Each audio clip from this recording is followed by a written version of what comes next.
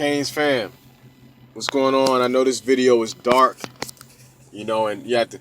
I'm dark enough as it is, it doesn't help, and I'm like Wesley Snipes dark, and I got this dark ass video. But look, I just left that game, and let me tell you something, man. Look, I still have faith. I still have faith that we're gonna have a good season. I still believe that Miami can win the Coastal. But let me tell you something, bruh. That team tonight versus LSU, that team looked very unprepared, man. Them boys look very unprepared. I mean, and to me, first of all, whoever's coaching that special teams, the entire whoever's involved with the special teams, every single one of them need to go because the special teams was horrible, particularly the kicking game. Fiegels, I'm sorry, you need to go. And then your boy DJ Dallas, if he's going to be carrying the load for carries this season, you don't need to have him playing special teams. And personally, I think he's a more talented back than Travis Homer. You know, I'll give it to the LSU fans. They were classy. They were a lot more classy than the criminal fans. We're getting spanked. It's 27-3, and nobody's like really. Nobody was talking shit to me. They were all polite. They're good people, man. You know what I'm saying? But that team, come on, man. That team looked ill prepared. They look ill prepared. I know one thing. Y'all better beat FSU. Y'all better beat FSU, man, because they're going to be talking so much smack until October. Because this team didn't look ready. And the play calling, we need an offensive coordinator.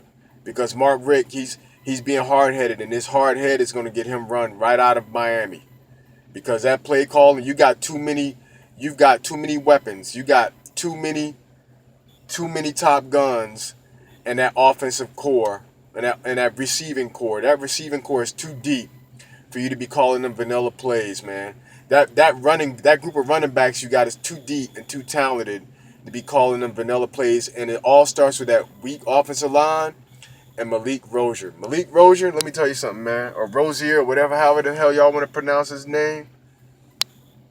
Bruh, I drove 3 hours. I drove 3 hours to see this guy. I was sitting in the west end zone, section 125, row 18, and just some of the throws, just with my own naked eye, I'm like, this guy doesn't have any touch. He doesn't have any touch. No wonder he doesn't play any baseball. You couldn't be my outfielder throwing a ball like that. He's got no touch, man. 10 times that guy overthrew wide open receivers. I'm talking about passes that would have been first downs. Passes that Brad Kaya would have made. I don't ever want to hear nobody talk about this guy is a better quarterback than Kaya. Maybe Kaya got shook whenever he would take hits. He wasn't good under pressure, but let me tell you something. You gave Kaya a halfway decent pocket and he'd shred a defense, man. That guy had so much more touch than what we got now. And then my thing with Mark Richt, is like, I'm saying, you look at Coach Saban, right? This guy, Coach Saban, last year during the championship, we watched that guy pull a quarterback who is a 26-2 as a starter. And he pulled that cat during a game, okay? He pulled that cat during a game, and you mean to tell me that it's 27-3 in the third quarter of the opening game of the season, and Mark Richt can't bench Malik Rozier and maybe give Cade Weldon some reps since N'Kosi Perry was suspended for the first game?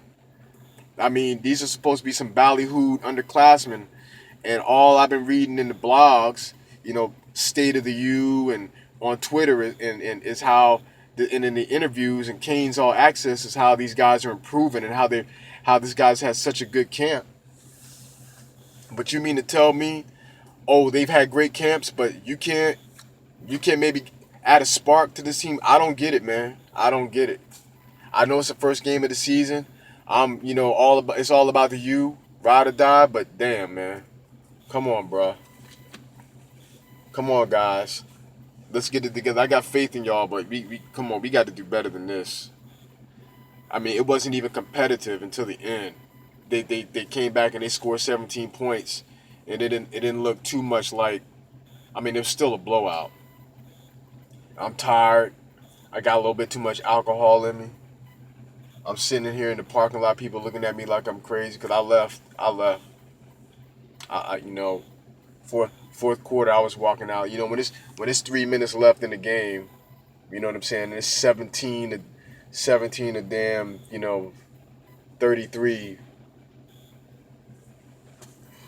You know, I know some people. I use common sense, man. I know there was some folks there that stayed. There was some Ride or Die Canes fans that stayed until the clock says zero.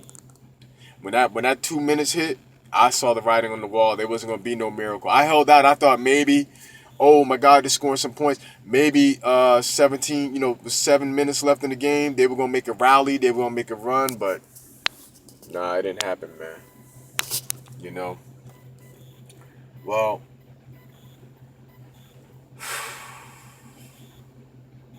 hey, look, just tune in next week.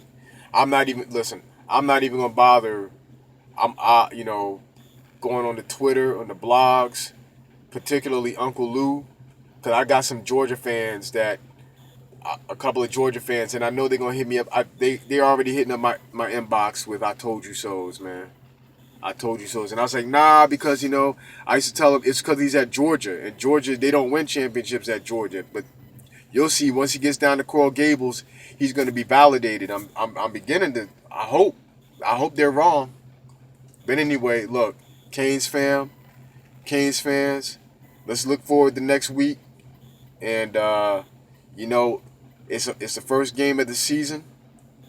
Let's just batten down the hatches.